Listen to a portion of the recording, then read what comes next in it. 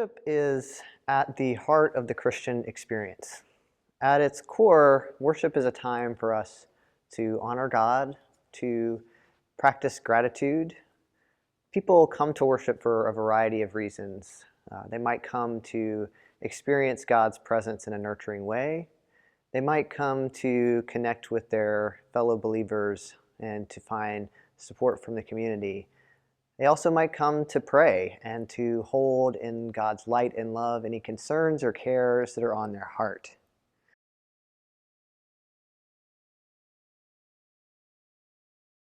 In the United Church of Christ, there are as many different ways to worship as there are individual congregations.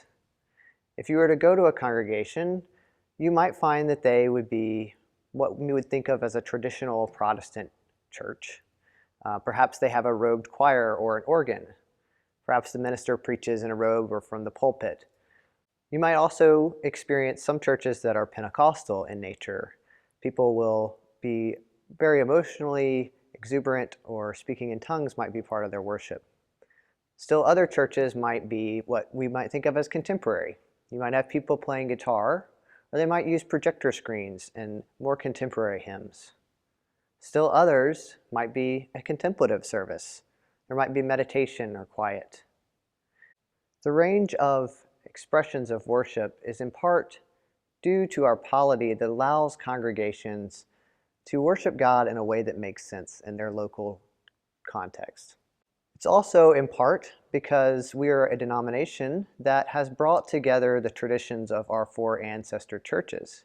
We also have churches that have come to the United Church of Christ more recently, and those churches will also bring their own traditions to the United Church of Christ. Well, many of us come from the Church of God in Christ, or Baptist churches, and we bring that with us. And also, we're a predominantly African American community. So the things that are a part of worship that are indigenous to who we are all a part of worship. God didn't say, be quiet and serve. He said, make a joyful noise unto the Lord. Okay, Psalm 150 talks about having praise with the drums and the cymbals, and so we experience all of that. And if you know anything about Pentecostals, we dance. So there's always a good party going on a Sunday if you need somewhere to come and party. And it's an exuberant experience. It's truly in the sense of the Pentecostal movement. It's a long service. So sometimes our guests will come and be overwhelmed by, the music part, because that can go 45 minutes to an hour to start before the pastor ever comes to the pulpit. And they're thinking, well, the music's over, it must be done. And we're just beginning. So for the UCC, we were an anomaly in many ways. But I think more and more, as we grow, as part of the Fellowship of Affirming Ministries, which UCC is a part of, people are less likely to be overwhelmed by the fact that we have this exuberant tambourine, drumming, organ, playing. And occasionally we have a jazz crew will come through and, play the saxophone and just be a part of service. And people respond to it. It's uplifting. When you leave service, it can carry you for the week. Our native spirituality is powerful as far as prayer, as far as just being supportive of our people. Christianity and native spirituality go hand in hand. That's what I believe. Because we both worship the same God. We both pray at the same place. We both pray the same. Different words, same emotion, everything is there. We just have to draw on that parallel, draw on that, all that heart we both put into it. It isn't a separate walk. I mean, spirituality is the same thing. Yet we we have that parallel where, the sweetgrass is the same as incense in the Christian church, and sage and sweetgrass go hand in hand. Now, the symbol of the cross is the same thing as the symbol of the pipe. It's the same thing. Our Council for American Indian Ministries combines both those signals, and that is one of our symbols that we use for cane. And no matter where we go, we take that spirituality with us, whether we feel it or not. We're not that boarding school mentality. That's not the UCC. That's not Native spirituality. That's not Dakota Association. What we're there to do is show them that there is a good life, that there is a good way to live. It's still with earth. It's still with Native culture, Native spirituality. It's just in the church. Worship in the UCC represents a weaving together of these various threads.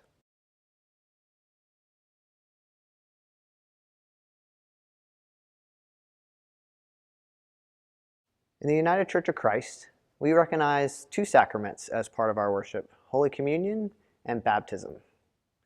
A sacrament is simply an outward sign of a spiritual and invisible grace. So with baptism, we use water and prayer to initiate people into God's family. We use that water as an outward sign of God's renewal and God's grace.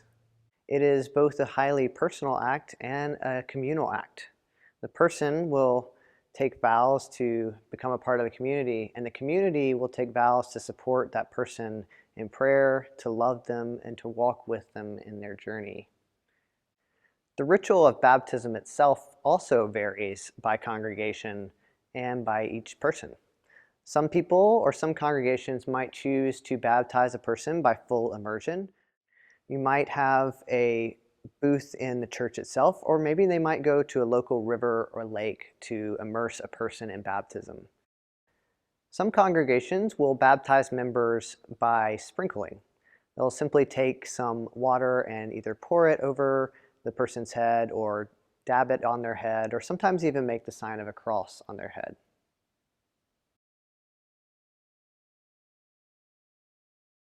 At the communion table, we recall the meal that Jesus shared with his disciples at the Last Supper. Holy Communion, or sometimes called the Lord's Supper or the Eucharist, which just means thanksgiving, is a time when we reenact the words that Jesus said.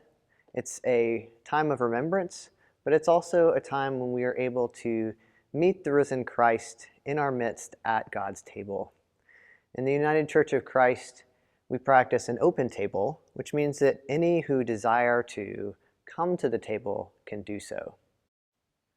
The ways that churches practice communion in the United Church of Christ varies greatly.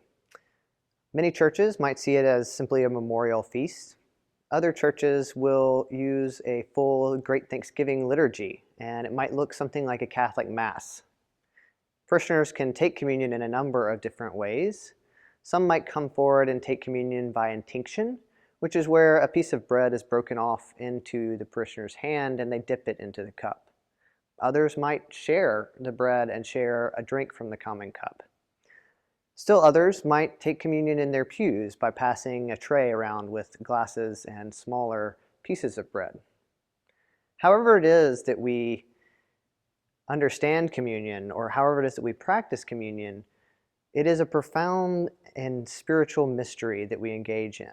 It's a time when we come into God's presence in a very real and tangible way. We experience Christ's grace. We experience the hospitality of God, that we are welcomed to God's banquet table.